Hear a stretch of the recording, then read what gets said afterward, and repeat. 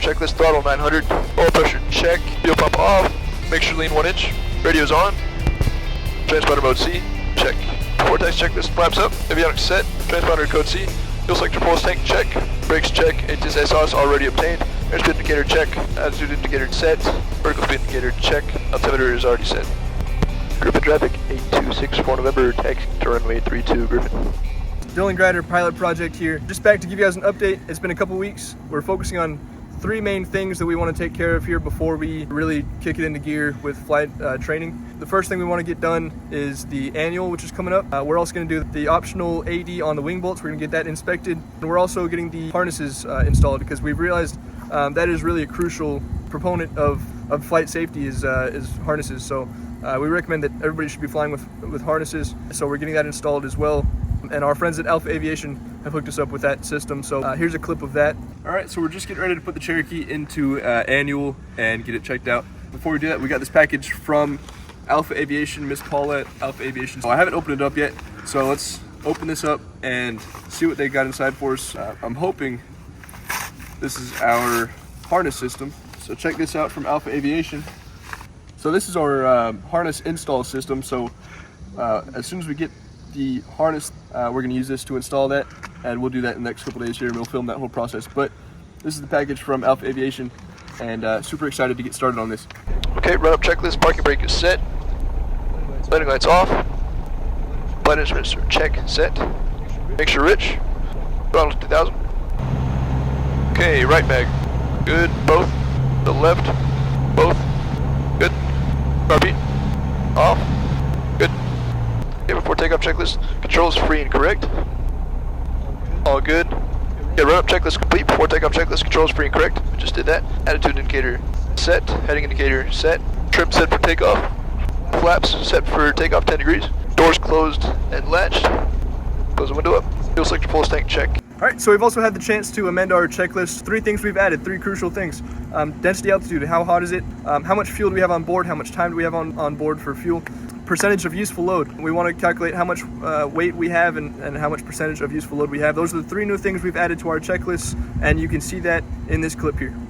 RV off, bags both, passenger brief, no passenger, objective takeoff brief, expect to reach 60 miles per hour by 50% of the runway, which will be the 3rd hangar over there. I'll use that as reference. Lost thrust on takeoff brief, I'll lose an engine on takeoff. When it happens, there it is, push. Fly the airplane all the way to the crash, put the flaps down, fly as slowly and as safely into the crash, without stalling is the main priority.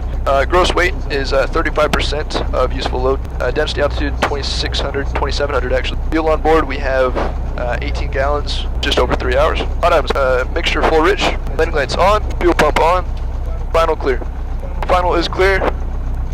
Okay, and we can go and put that checklist away. And once we get going, we'll turn our frequencies over to Hampton. Okay, parking brake off. Griffin traffic 8264 November, departing runway 32 Griffin.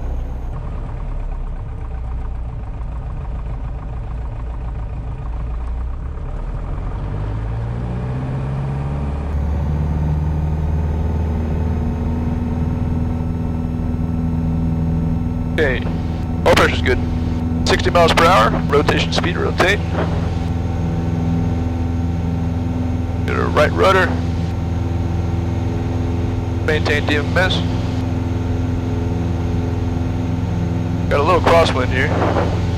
Okay, flaps up. Landing on off, fuel pump off. Maintain DMS.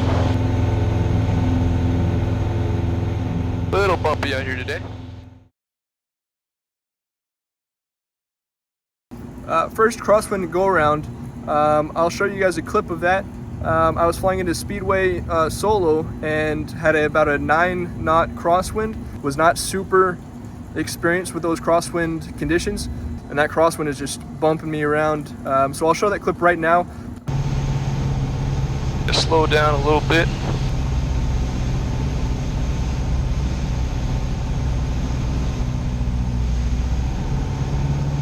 Alright, we're gonna go around.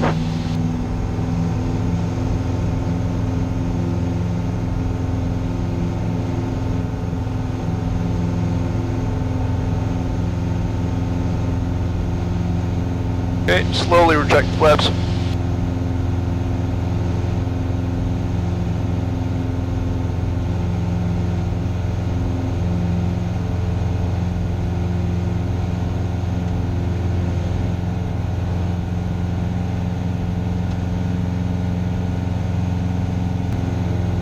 That's why there's nobody else flying out here today.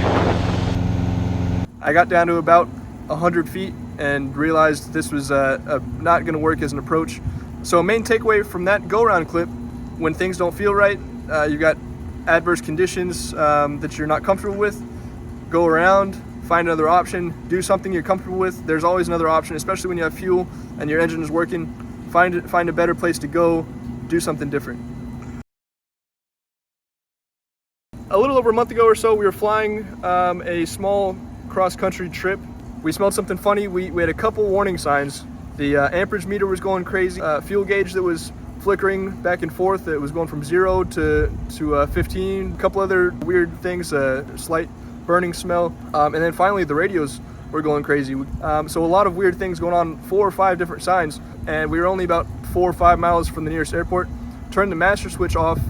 Engine was still running fine. We turned the master switch off, turned around, went back to the nearest airport, and with no electronics, no lights, landed back at the airport, checked it out, made sure everything was safe, left the airplane there for the night, and figured out what was going on. Yeah, with the master switch off, I was very surprised. Obviously the headset and communications were all off. What did work though was the engine was still working, the flaps were still working. The main takeaway from that is we were flying during daylight, and we didn't need any electronics, so we could just fly back to the airport.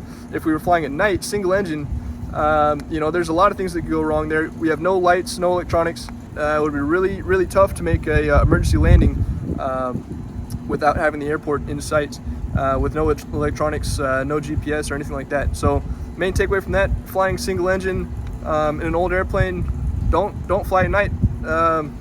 Unless you really, really have to, and in most cases you don't have to.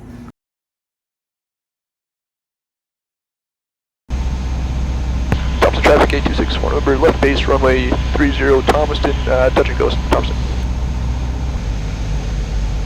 Okay, speed's good. We're still above DMS, we need to come down to VREF.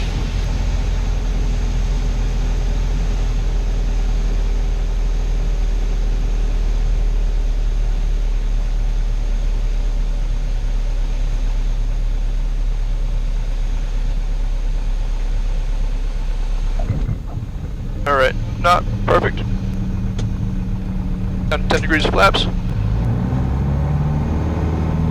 Nose down, right aileron, right rudder. Rotate.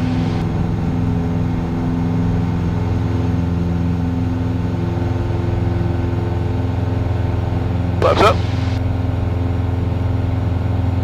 Heading on fuel pump off.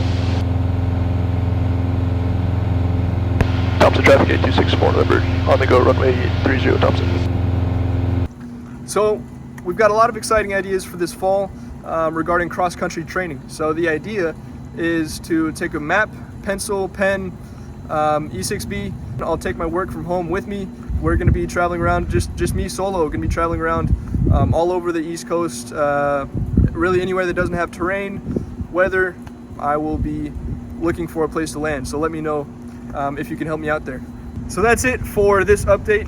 In the next 2 weeks, we'll be getting some new footage. We'll get the airplane back out and continue on training. I'm really looking forward to taking this airplane out on cross countries this fall. I could really use a cheeseburger and a place to stay with my sleeping bag this fall. So if you have an airport I could stop by, let me know. And we'll have some new clips out here. As soon as we get the airplane out of annual and harnesses installed, we'll film that process as well. But I think that's about it, so we will see you on the next one. Alright, now we're at 2,000 feet. Change of traffic range forces, Whiskey Tango, on base, runway 29, touch and go, Kansas. Griffin traffic 8264, number 3 mile final, runway 32, Griffin. Alright, let's go and slope some more so we can put some flaps in. We're on a 2 mile final now. White over white. Comes 10 degrees of flaps. Okay, we'll go and do 20 degrees. Flight traffic 385, lift down to left crosswind, runway 3140.